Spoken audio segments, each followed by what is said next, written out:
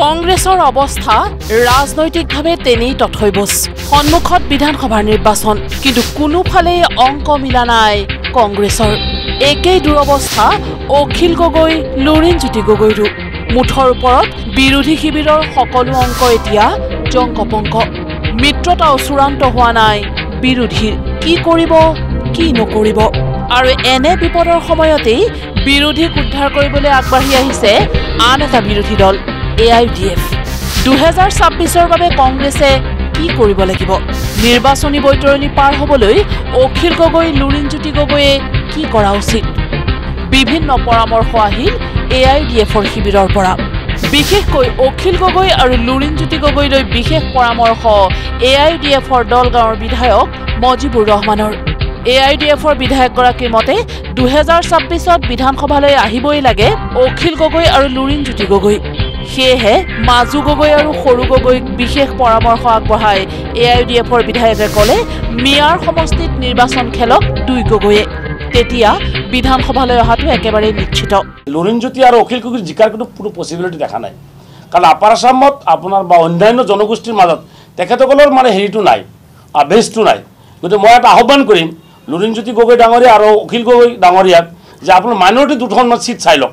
লাগিলে আমি ক'ৰবাত আপোনালোক হেল্প কৰি দিম জিকাৰ কাৰণে কাৰণ বিৰোধী দৰকাৰ আছেতো কাৰণ বিধানসভাৰ মজিয়াত আপোনালোক MLA হৈ আহিব লাগিব গতিকে আমি আহ্বান কৰিছোঁ যে আপোনালোক ক'ৰবাত মিয়া সিট চাই লওক কাৰণ মিয়া মানুহে ভোট দিব কাৰণ মিয়া মানুহ এইকাৰণে ভোট দিব মিয়া মানুহ সৰল মানুহ খোজা মানুহ কাৰণ আপোনালোকেতো চৰকাৰটো আনিবই নোৱাৰে যেনেকৈ কাম কৰি আছে বিজেপিৰ হৈ কাম কৰিছে আপাৰ আসামত যদি বিজেপি আপুনি বিধায়ক হ'ব লাগে তে লোৱাৰ আসামত আহক বা ক'ৰবাত আমাৰ তাতে আহক আমি এখন সিট দি দিম আপুনি বিধায়ক হৈ কওক বেলেগ আৰু ক'তো MLA হ'ব নোৱাৰে কংগ্ৰেছে কি কৰিব লাগিব কংগ্ৰেছে এতিয়া কাৰ্বি আংলং ডিমা হাছাও উত্তৰ অসম উজনি অসম বৰাক BTADত গুৰুত্ব দিব লাগিব পৰামৰ্শ AIUDFৰ জ্যেষ্ঠ বিধায়ক ৰফিকুল ইছলামৰ কংগ্ৰেছ কাৰ্বি আংলং ডিমা হাছাওত যাওক কংগ্ৰেছ তিনচুকীয়া ডিব্ৰুগড় শিৱসাগৰ যোৰহাট আপাৰ আসাম বেল্টত যাওক কংগ্ৰেছ উত্তৰ বেল্টত যাওক কংগ্ৰেছ BTAD এলেকাত তেখেতসকলে যাওক বৰাক বেলিত গৈ শিলচৰত আলু কংগ্ৰেছে অলপ শক্তি প্ৰয়োগ কৰক পঞ্চায়ত নিৰ্বাচনত কংগ্ৰেছে উজনি অসমত বিজেপিৰ সন্মুখত আত্মসমৰ্পণ কৰি বহু জিলা পৰিষদ বিনা প্ৰতিদ্বন্দ্বিতাৰে এৰি দিছিল কিন্তু এতিয়া তেনে কৰিলে নহ'ব আমি চিন্তিত আপাৰ আসাম বেল্টটো য'ত আমি সাধাৰণতে নিৰ্বাচন নেখেলোঁ যোৱা পঞ্চায়ত ইলেকশ্যনত 50% এৰিয়াত কংগ্ৰেছে আসনে দিব নোৱাৰিলে তাতে প্ৰতিদ্বন্দ্বিতাই নকৰিলে বিনা প্ৰতিদ্বন্দ্বিতা জিলা পৰিষদৰ আসন পঞ্চায়তৰ আসন বিজেপিয়ে দখল কৰিলে এতিয়া যোৱা পঞ্চায়তত তেখেতসকলে কেণ্ডিডেটে নাপালে না আৰু কি হ'ল নাজানো এতিয়া এই বেলিও কংগ্ৰেছৰ কিছুমানে ব্লেম কৰি আছে যে আপাৰ আসাম বেল্টত তেখেতসকলৰ টিকেটৰ ভিৰ নাই তেনেকুৱা যোগ্য মানুহ আগবাঢ়ি অহা নাই অকল সংখ্যালঘু অঞ্চলতে তেখেতসকলে অলপ কুচকাউচ কৰি আছে এই কথা বাৰ্তাবিলাকে আমাক চিন্তা দিয়ে কাৰণ আমি বিচাৰিছোঁ বিজেপি যাব লাগে সাম্প্ৰদায়িক বিজেপি আজি বিজেপি অসমত থাকিব নালাগে বিজেপিক উফৰাবলৈ হ'লে আমিতো অকলে নোৱাৰিম আমি 30-35খন আসনতে নিৰ্বাচন খেলিম বাকি আসনখিনি কংগ্ৰেছে আজুৰি আনিব লাগিব বিজেপিৰ লগত যুজি কিন্তু আমি লক্ষ্য কৰিছোঁ কংগ্ৰেছে আপাৰ আসামৰ এই বেলটো পঞ্চায়তত আধা সমষ্টিত প্ৰতিদ্বন্দ্বিতাই নকৰিলে বিজেপিক খেদিবলৈ হ'লে কংগ্ৰেছ আৰু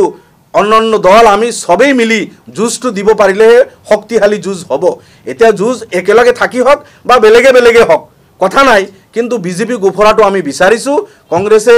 হে আমি যত ইলেকশন নেখেলিম হে বেল্টত অলপ মনোনিবেশ কৰক এটো পৰামৰ্শ থাকিব তেখেতসকলৰ প্ৰতি কংগ্ৰেছে আমাক প্ৰতিদ্বন্দ্বী বুলি ভাবিব নালাগে কংগ্ৰেছে বিজেপিৰ বিৰুদ্ধে প্ৰতিদ্বন্দ্বিতা কৰা উচিত বুলি সময় উপযোগী মন্তব্য